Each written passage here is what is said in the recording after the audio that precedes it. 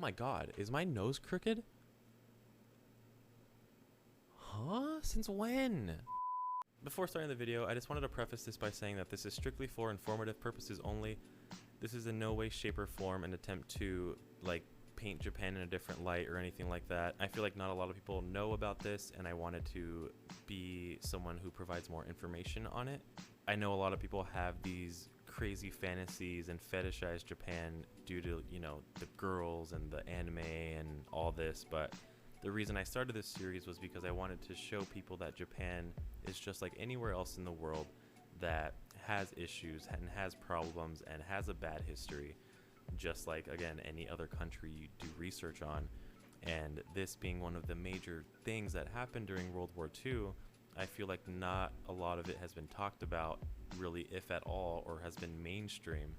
And so that's kind of why I wanted to do this video, so like people can understand that this is something that happened roughly like 80 years ago, give or take, so almost 100 years ago. So, you know, I want to make sure that people aren't using this as an excuse to be terrible to Japanese people or just Asians in general because they think they're Japanese or whatever. I want people to understand and really take this in as a thing to realize could possibly repeat due to the craziness of the world, and how we can go in a direction to avoid that as much as we can. You know, as great as Japan is or might seem, you know, there is a lot of history behind it that is good and bad, and it's a really interesting event that happened despite how dark it is. And I thought it would be a perfect video to use for the unsolved mysteries of Japan, or whatever I called the series. I don't even remember at this point. Also, ignore this like back spot,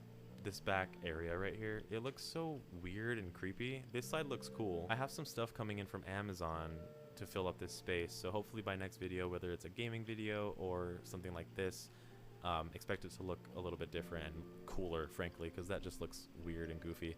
But yeah, definitely let me know. Leave a like, subscribe. There's going to be more of this coming out in the future, as well as the typical horror games. I also play Rocket League and Genshin Impact, so depending on how I want to do things like with those games, there'll be more of that coming out as well. Also, I'm going to be talking about these topics right here. If these make you uncomfortable, you know, I'm sorry. It is part of the event and the history behind what happened, and there is a lot of it. Lots of pictures that I had to look at that were not ideal. So there's going to be some in the video, but I'm pretty sure like 99% of them are going to be blurred out because it's really, really bad. I will be using different words to discuss these topics, so I don't, you know, offend anybody or make anyone super uncomfortable, but just know that those are going to be in the video. I appreciate you guys. Thank you so much for supporting me. We're almost at 100 subs actually, which is kind of crazy to me. I never thought I would even have 100 subs or be close to it. So thank you guys again so much. If you like this content, like this video, if you want to make fun of my crooked nose every video, because I did not know that was happening. It like slants this way. It goes this way. Let me know what you think about the video in the comments. I would love any information or feedback regarding the editing, my voice, or just kind of your thoughts and opinions on the content specifically. But yeah, anyway, on with the video.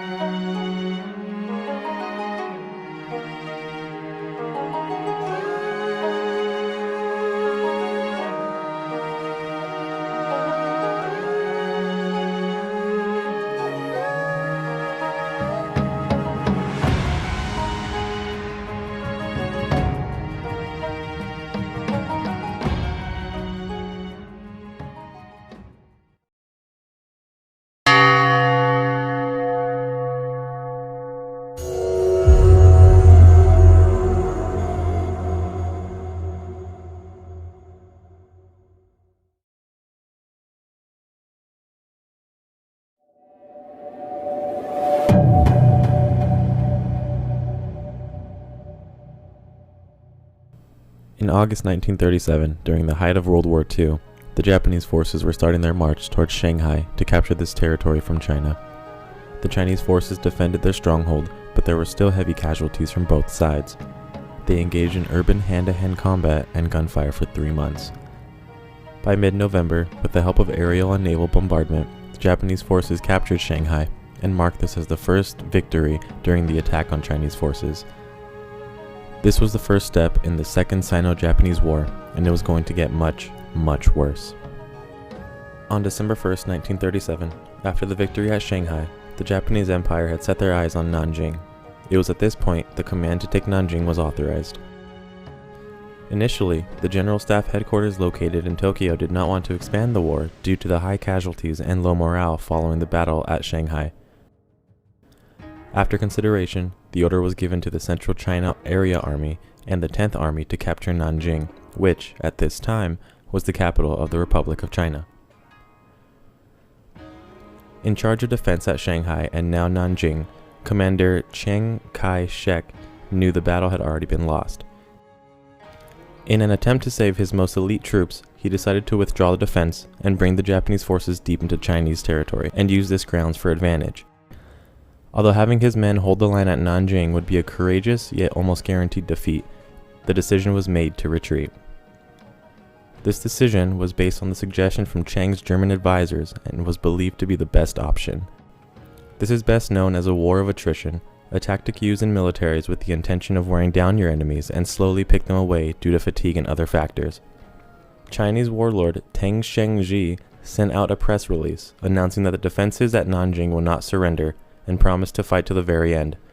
Shortly after this announcement, Teng had gathered about 100,000 troops. This consisted of people who were mostly untrained and those who aided during the Battle of Shanghai. On December 1st, the Chinese government began their relocation, and the president followed suit on December 7th. The Battle of Nanjing was about to be underway, and the fate of the capital was in the hands of German nationalist John Rabe. John Rabe's position was simple: keep people safe and alive. During the midst of World War II, we can all assume that this was in fact far easier said than done. On December 9th, Rabe set out on the USS Pawnee to send 2 telegrams. One to Chiang, stating, "Undertake no military operations," and one to Shanghai, for Japanese leaders asking for a 3-day ceasefire so the Chinese can escape the city. The American ambassador who was in Hankow stated that although he supported his request for a ceasefire, Chiang did not. After receiving this response, Rabe had confirmed the result of Nanjing in his mind. During this time, Nanjing was under heavy bombardment, and the Chinese resulted in heavy drinking before the city's inevitable fall. During this assault, John Rabe was acting as the chairman of the Nanjing International Safety Zone. This zone was meant to protect the lives of innocent civilians during the Nanjing Massacre, which consisted of 250,000 civilians. Rabe knew that this would be an obvious and easy target for the Japanese soldiers, and the Japanese forces began throwing grenades into the refugee zone. On December 9th, the Japanese had arrived at the city gates, breaching the lines of defense of the Chinese forces. Japanese forces began dropping leaflets into the city, demanding that Nanjing surrender in 24 hours or less, or they promised, quote, "no mercy" on the capital. After the 24 hours, the Japanese had received no response from inside the city's walls, and General Iwane Matsui waited one final hour to receive the response before taking the capital by force. And it was so. The Japanese began the assault from multiple directions. The 16th Division to the east, attacking 3 gates, the 6th Division to the west, and the 9th Division head-on down the middle. This battle between forces and attacks on the Chinese civilians would last for 6 weeks.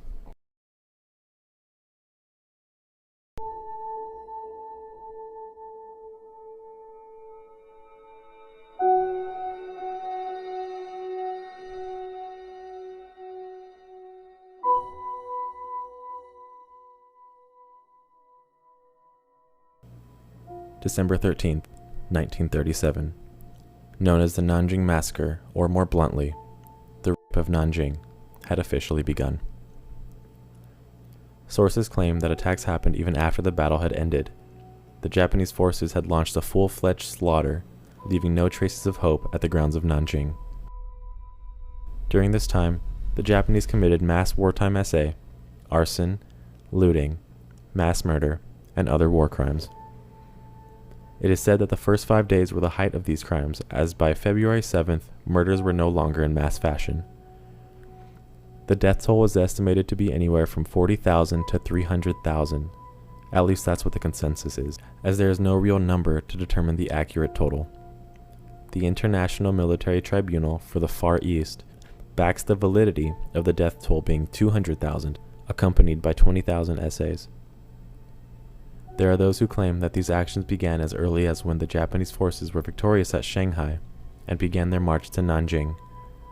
Due to bodies being deliberately burnt, buried in mass graves, or dumped into the Yangtze River, the death toll may never be known. On December 12th, the events following were nothing short of chaos and pandemonium. Under heavy fire, General Tang Sheng-chi ordered his men to retreat. In a desperate attempt to blend in, Chinese soldiers began stripping and tearing the clothes off of civilians in the hopes that they wouldn't be slaughtered. The following day, all sides have been infiltrated by the Japanese, as well as being met with support from their naval fleets. As they chased down the Chinese soldiers and civilians, the Japanese plans to attack the Nanjing safety zone were underway. The outside areas of the safety zone had been evacuated for the most part. The remaining population of Nanjing was in the 3.85 square kilometer zone. The Chinese were ordered to separate the plain-clothed soldiers from civilians. It's estimated that 4,000 soldiers in plain clothes were executed. It has been reported that although the Japanese soldiers did not go into the safety zone by force all at once, some were reported to just walk in as they pleased, taking whoever they wanted and doing whatever they wanted to them. In 1937, 2 Japanese newspapers covered the contest between 2 men, Toshiaki Mukai and Tsuyoshi Noda, of the 16th Division. These men were reported to have come up with their own contest, and it was a race to see who could murder 100 people with only a sword before the capture of Nanjing. And through Juron and Tangshan, 2 cities of Jiangsu province, Mukai had killed 89 people, and Noda reported 78. The contest continued up until they reached Zijin Mountain. At this point, Mukai had reached the staggering number of 106, while Noda reported 105.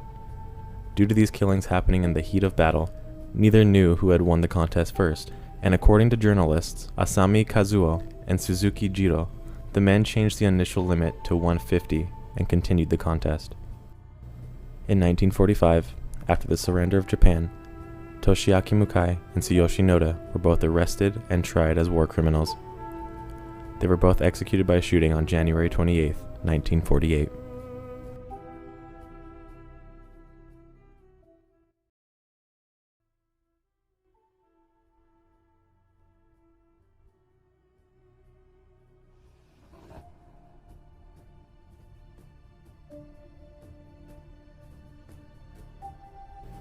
The number of essays is widely debated, as the IMTFE estimates 20,000 essay victims, while Yale University puts the number at a much higher 80,000 victims. This is due to the Japanese soldiers going door to door searching for girls, with many women being captured and gang essayed. They did not exclude the elderly and children during these door-to-door searches.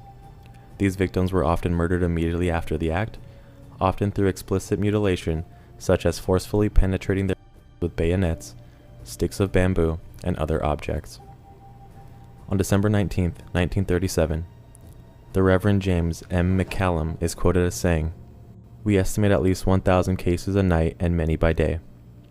In cases of resistance or anything that seems like disapproval, there is a bayonet stab or a bullet. Women are being carried off every morning, afternoon, and evening. The whole Japanese army seems to be free to go and come as it pleases and do whatever it pleases."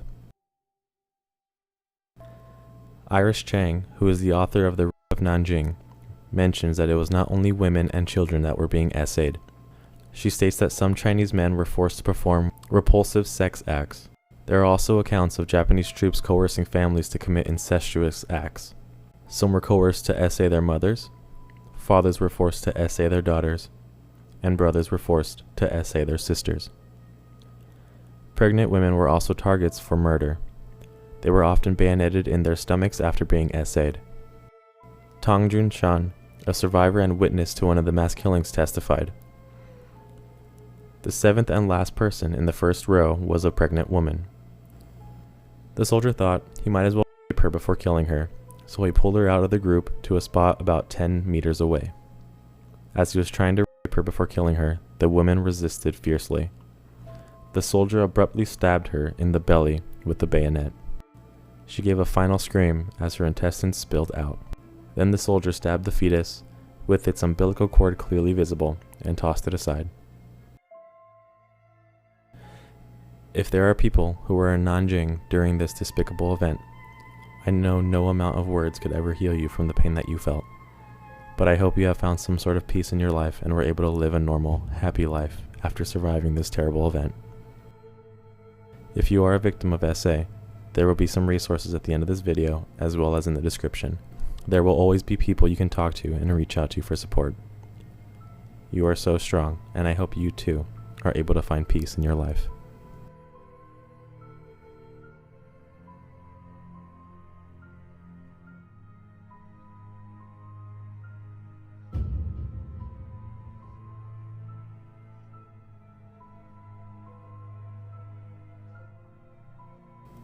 In late January of 1938, the Japanese army forced all refugees in the safety zone to return home, claiming they have restored order.